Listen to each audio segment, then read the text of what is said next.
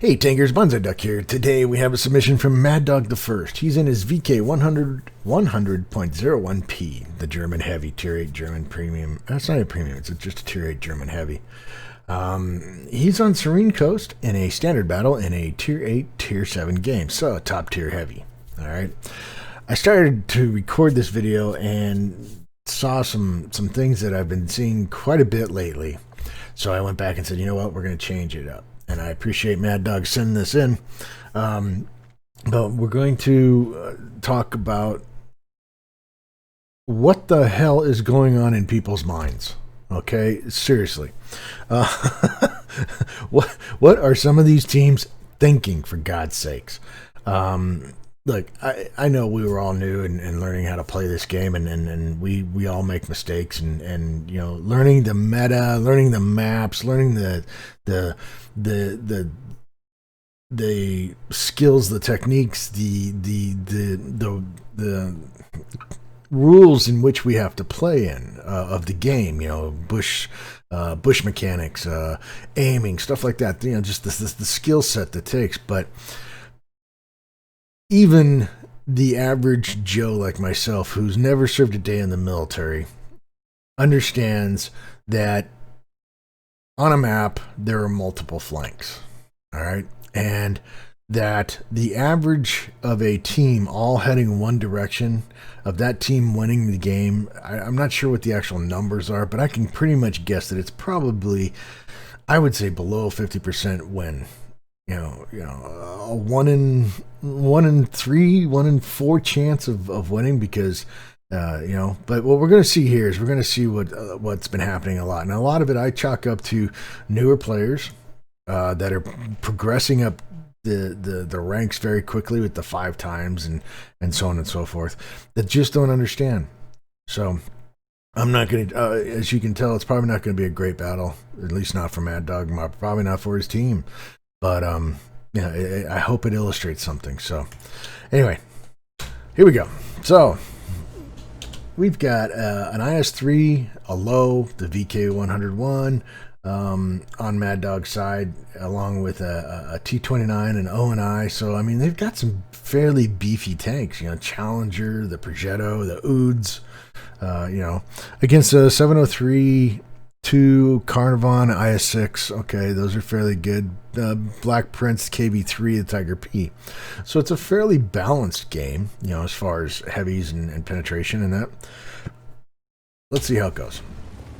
So Mad Dog immediately, you know, starts heading towards this area here. All right, which I can understand. He's got enough heavies heading over there to the peninsula over here to say, okay, maybe they can hold that. But if I can take this beefy heavy that is going to be just a strong, you know, bruising heavy, and I can take it, and I have the support, and we head over here and we cover the A line, and you know, work this area, the A-B line, you know, it can work out fairly well. So initially, Mad Dog heads that way. But as we can see, if we're watching the deployment here,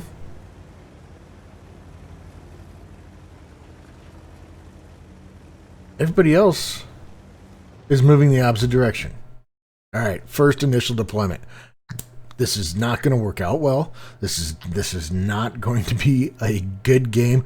You know, if I was in this game, if this was me, I'd be like, you know, what the hell? What WTF? What is going on? Where did you guys, you know? You have to assume that some of these guys have played this game, right? You know, but what's going on? Well, Mad Dog sees what's happening, and he notices that he's not going to take his tank into a situation that he can't help. He can't do anything. As good as his tank might be in this scenario, he can't work that area because he won't have any support, and he'll just get surrounded. So we've given up a whole flank, and a whole bunch of tanks have moved over towards the peninsula. All right, we got a Panther over there, a Progetto over there. Guys, just words of advice. Even if you win this battle and you manage to make it around these rocks right here, over here in, what is it, garage, or what is G? G is garage? I can't. G8, and you manage to make that area, you can't move up this road without TDs over here in the Kilo 7 section tearing you up. And then you get caught in a crossfire from over here, and you're just going to sit there and die. And it gets to a point where you can't move, and this becomes a stalemate here. You go over here and you win this, but generally by the time you've won this area, you have to turn around and go back and protect your base. All right, this is where the battle is generally won by tanks who can control this area over here, or tanks who can take the middle. This is not generally won because you lose so many tanks trying to get up into this area. All right, that's just the way it works. That's just the way that the map was designed. That's just the way that battles over time have progressed. I'm not saying that it never happens. I'm not saying that you can't win that way, but the odds are stacked up against you. All right, so Mad Dog gets over here, and he's talk about the last line of defense. I mean, we got a Challenger and an S-51 over here, and even the S-51's going, what am I doing here? And he's out of here. The Challenger, I don't think he's figured out that he's all by himself yet. He hasn't looked at the menu yet. Now, we do see the 703. We see the IS-6. IS-6 has gone up on top of the hill over there, and he's shooting down on the IS-3. 703, there's the Carnarvon. They got good hull down heavies, and they're in a great situation for them. There's the first one, the T-44. The Challenger is screaming for help. There's the T-20, and they're moving in. We've given up that whole flank, and now Mad Dog has to wait for these guys to come out from behind these mountains. So he's got a very small area in which to work in. All right. And we've got an E-25, which can light up everything in this whole area. All he's got to do is get into a good bush and not shoot anything, and he's going to light everybody up here. You got T-20, which is a pretty good hold-down tank. You got a T-44-100, which I enjoy quite a bit. It's got a good, nice 100-millimeter gun. I mean, it can do some serious damage. And you got this poor Challenger over here going, what? This guy at this point needs to fall back and find a bush somewhere. And here comes the E-25, raging in. Why he's yellowing in like that, but, you know, Mad Dog takes a shot, but it's not going to be helpful. You got the... Okay, so the 25 is down. The Challenger was able to survive that.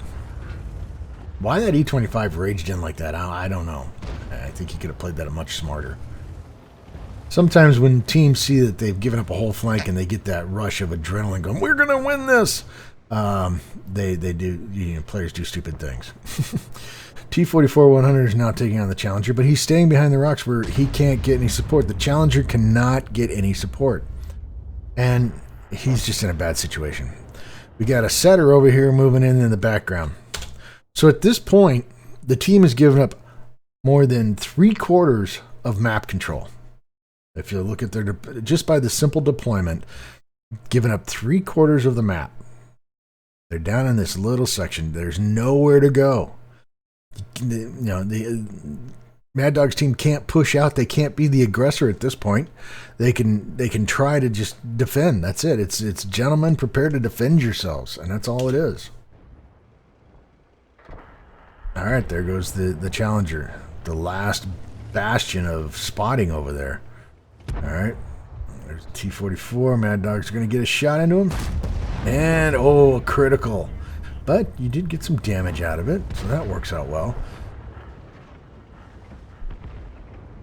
There are 2 arty in the game, but Mad Dog's in a pretty arty safe spot, and the T-44-100 is going to have a hard time with the VK. Now, given the bad deployment at the start of the game, and it's already 1-5, what we have here is we do have some fairly good things going on. So we got the Tiger P.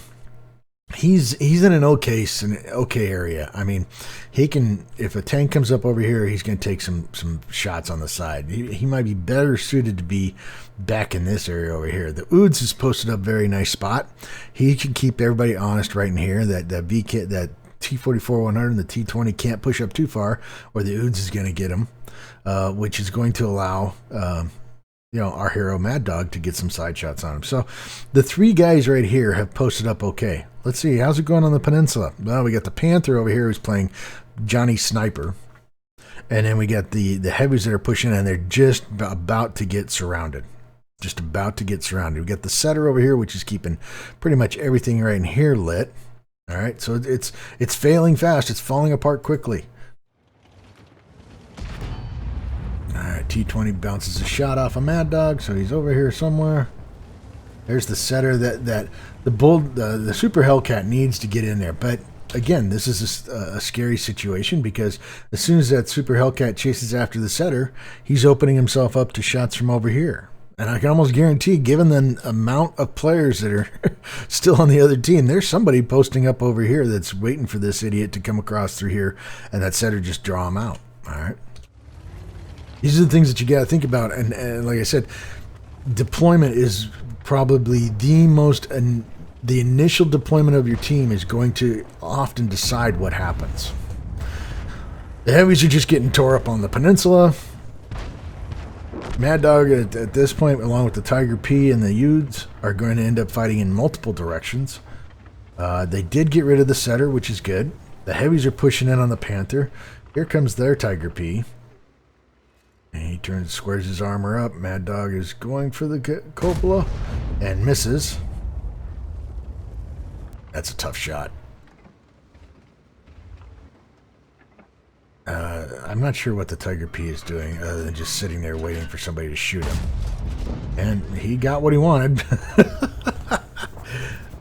Seriously, dude. Okay. But the heavies have won. So, now what's happened? Well, the peninsula's gone. You got the ISU 152 and the T-44-100 moving through the middle. I mean, again, we are now down into this area right here. Okay, the MX-1375 is all alone. He's not going to survive. You got an IS-152 over here, SU-152, the T-44, and the T-34-2 GFT, which are going to take care of the 1375, which looks like he drove into the water anyway. I wouldn't be surprised if we see him drowning here pretty soon. The other heavies are going to move in here. This is going to happen, and it's going to happen quickly. Yes, the 1375 drowned himself. Bouncing the Tiger P. There's the Artie. The Artie's already repositioned itself. Yep. Oh, here comes the T-20. The T-44's into the back. I mean, it's at this point, there's nothing you can do. It's going to happen. You can brace yourself, get as much damage as humanly possible.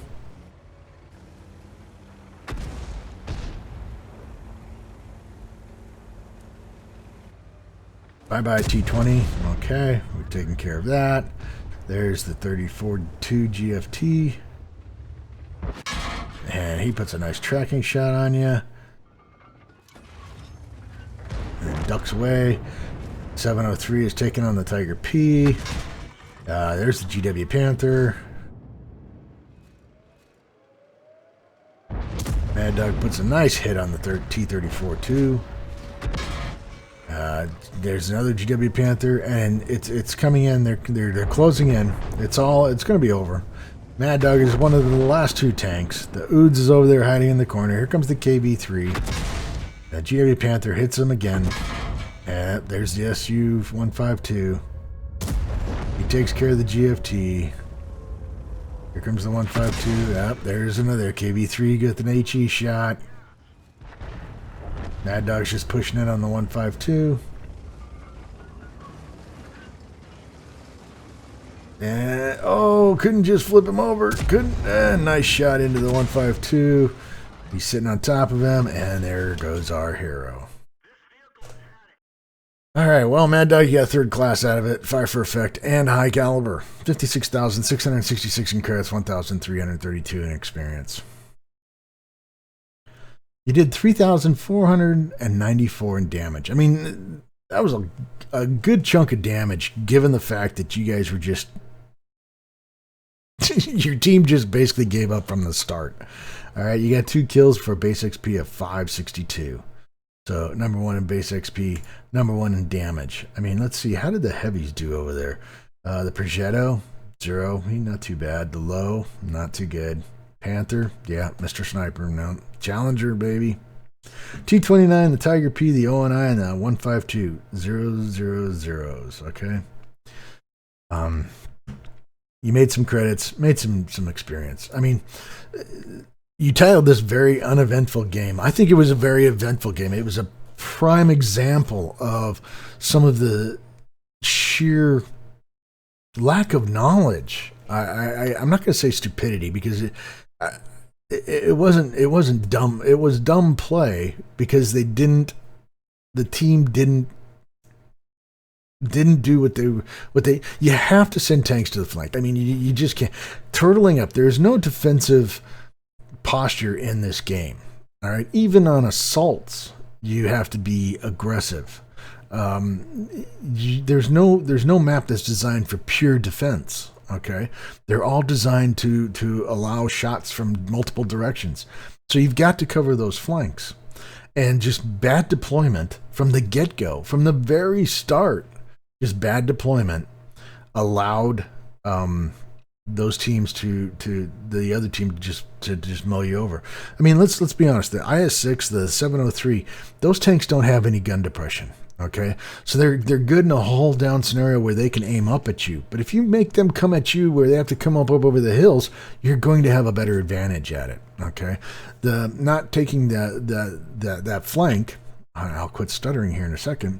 Just allowed the team to take 3/4 of the map before you even first started receiving shots.